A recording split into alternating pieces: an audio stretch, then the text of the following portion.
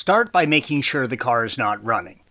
The switch is different from the last generations of 911s.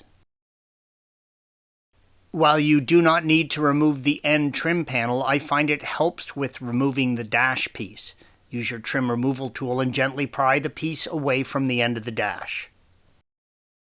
There are two clips that hold the dash trim piece in place, indicated by green arrows not shown.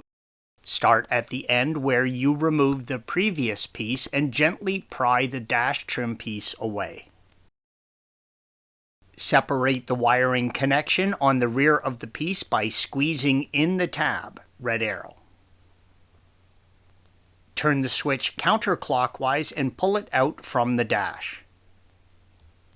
Squeeze in on the small tab and separate the electrical connection. Installation is the reverse of removal. Thanks for watching. Be sure to subscribe to our channel and check out another video in this series.